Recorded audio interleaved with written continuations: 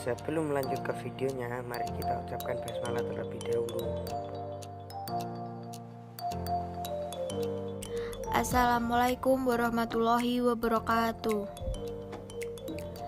Dalam video kali ini, kita akan membahas materi tentang keteladanan Rasul Ulul Azmi dan keistimewaannya. Kata Ulul Azmi berasal dari bahasa Arab, yaitu ulul yang artinya orang yang memiliki, dan azmi yang artinya cita-cita yang mantap. Menurut Sirajuddin dalam buku Ensiklopedia Islam menyebutkan bahwa ulul azmi artinya orang-orang yang mempunyai kemauan kuat dan teguh.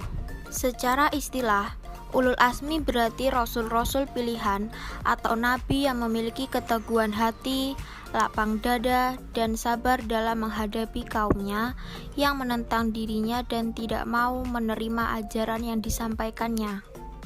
Adapun rasul-rasul yang termasuk dalam ulul azmi adalah sebagai berikut. 1. Nabi Nuh alaihi salam. 2. Nabi Ibrahim alaihi salam. 3. Nabi Musa alaihi salam. 4. Nabi Isa alaihi salam. 5. Nabi Muhammad sallallahu alaihi wasallam. Rasul-rasul yang termasuk dalam kelompok ulul azmi ini adalah orang yang memiliki ketabahan atau kesabaran yang luar biasa dan mempunyai ketetapan atau keteguhan hati sekalipun dengan susah payah dan sangat berat dalam menegakkan syariat Allah Subhanahu wa Ta'ala. Sehingga kesabaran mereka dipuji oleh Allah Subhanahu wa Ta'ala sendiri sebagaimana dalam Al-Qur'an surah Al-Ahqaf ayat 35.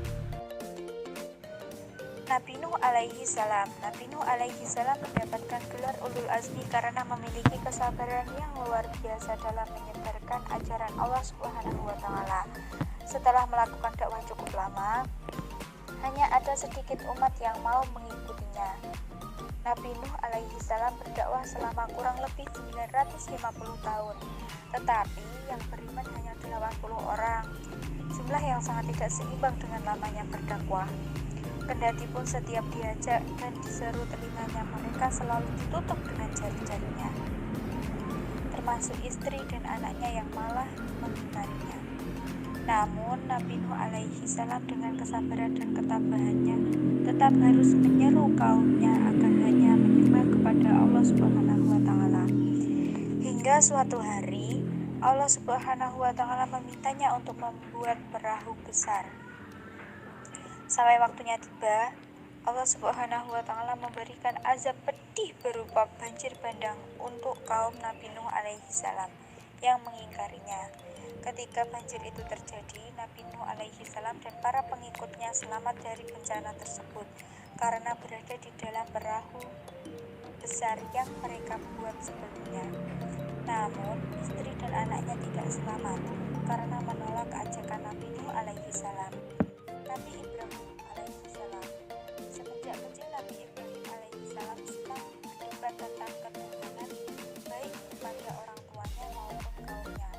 Kemudian setelah remaja dengan keberaniannya menghancurkan berhala atau patung-patung sesembahan kaumnya hingga beliau dibakar dalam api yang sangat besar oleh Raja Namrud yang berkuasa pada saat itu. Selanjutnya, setelah beliau berpindah ke Palestina, maka beliau melanjutkan dakwah kepada kaum Bani Israel dan di kota ini pula beliau menikah dengan Siti Sarah dan Siti Hajar. Dengan ketaatan Nabi Ibrahim alaihi salam kepada perintah Allah Subhanahu wa Ta'ala, beliau sampai beberapa kali pulang pergi antara kota Palestina dengan kota Makkah atau Mekah yang jaraknya sangat jauh sekali. Perjalanan 1 bulan pergi dan 1 bulan pulang. Bentuk ketabahan dan ketakwaan Nabi Ibrahim alaihi salam terhadap perintah Allah Subhanahu wa Ta'ala antara lain sebagai berikut. A. Perintah Allah Subhanahu wa Ta'ala yang pertama adalah membawa Siti Hajar dengan anaknya Ismail yang masih bayi ke tempat yang di situ tidak ada pepohonan, tidak ada air, tanahnya sangat tandus dan gersang.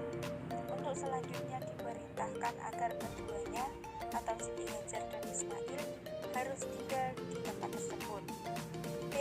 Perintah Allah Subhanahu wa Ta'ala yang kedua adalah menyembelih putra kesayangannya, yaitu Ismail, dan tentu hal ini suatu ujian yang paling berat bagi beliau.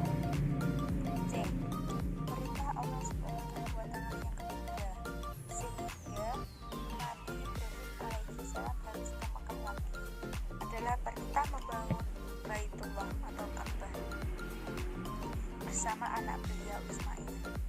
Semua perintah Allah Subhanahu wa Ta'ala beliau laksanakan dengan penuh kesabaran dan ketabahan, tetapi semua berujung kepada pertolongan Allah Subhanahu wa Ta'ala. Musa alaihi salam, seorang nabi yang diberikan kelebihan dapat berdialog langsung dengan Tuhan. Karenanya beliau diberi gelar dengan Kalimullah. Kesabaran dan ketabahan Nabi Musa alaihi salam ini karena pada zaman itu beliau harus berhadapan dengan seorang raja yang sangat kejam, zalim, dan bengis. Lebih dari itu, dia mengaku sebagai Tuhan yang harus disembah. Jika tidak mau, pastilah mati di tangannya, yaitu Firaun. Orang semacam inilah yang dihadapi oleh Nabi Musa, namun dengan tongkatnya yang diberikan oleh Allah Subhanahu wa Ta'ala sebagai mukjizat beliau, maka akhirnya Firaun harus tenggelam bersama tentaranya di Laut Merah. Penderitaan pertama yang dialami oleh Nabi Musa adalah sewaktu beliau masih bayi. Oleh ibunya, Musa terpaksa harus dihanyutkan di sungai untuk menyelamatkan beliau dari undang-undang Firaun yang berisi setiap anak laki-laki yang lahir pada waktu itu harus dibunuh hidup-hidup.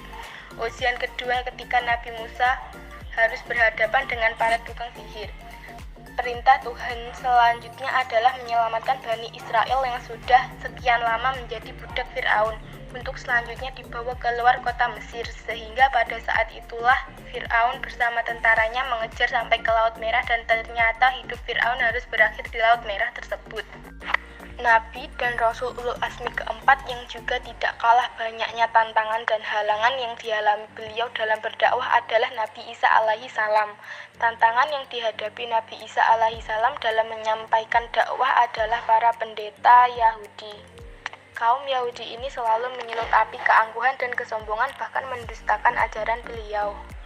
Kendatipun Nabi Isa alaihi salam telah diberikan mukjizat oleh Allah untuk membuktikan kebenaran akan kenabian beliau. Namun, orang-orang Yahudi tetap membuat permusuhan hingga akhirnya membuat fitnah kepada Raja Pilatus, penguasa Romawi pada saat itu. Maka dengan fitnah inilah Isa kemudian dibunuh dan disalib.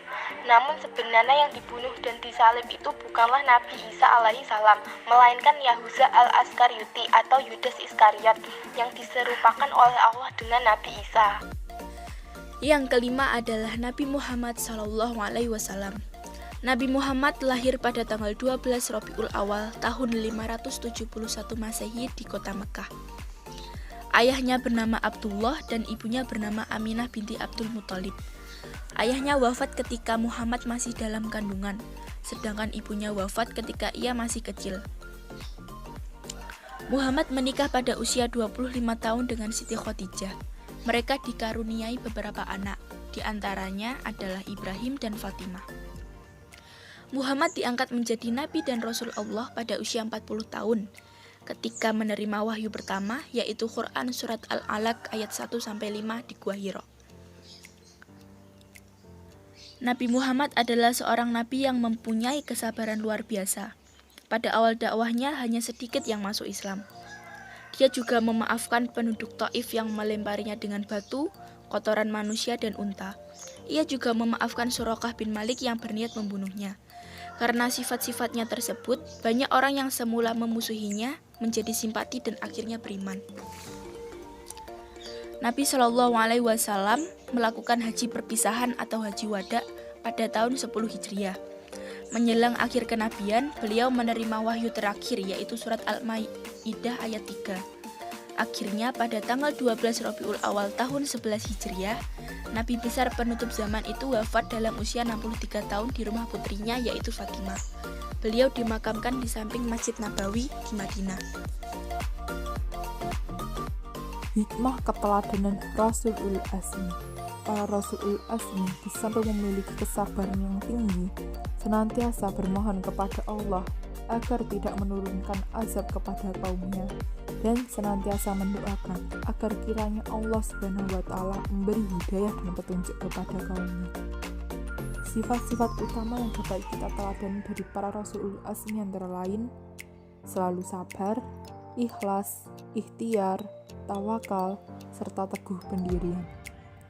Adapun hikmah beriman kepada Rasul Ulul Azmi dalam kehidupan antara lain: 1. Bertambah iman kepada Allah SWT dengan mengetahui bahwa Rasul itu benar-benar manusia pilihannya. 2. Sabar dan tabah dalam melaksanakan perintah Allah SWT dan Rasulnya, serta menjauhi segala larangannya. 3. Bersyukur kepada Allah SWT atas segala nikmat yang diberikannya. 4. Ikhlas menerima segala ujian dan cobaan yang kita alami. 5. Mempercayai tugas-tugas yang dibawanya untuk disampaikan kepada umatnya. 6. Lebih mencintai, menghormati, dan mengagungkan Rasul atas perjuangannya dalam menyampaikan agama Allah SWT kepada umatnya. 7. Memperoleh teladan yang baik untuk menjalani hidup. Yang terakhir, akan selamat di dunia dan di akhirat dengan bimbingan yang diberikan Rasul.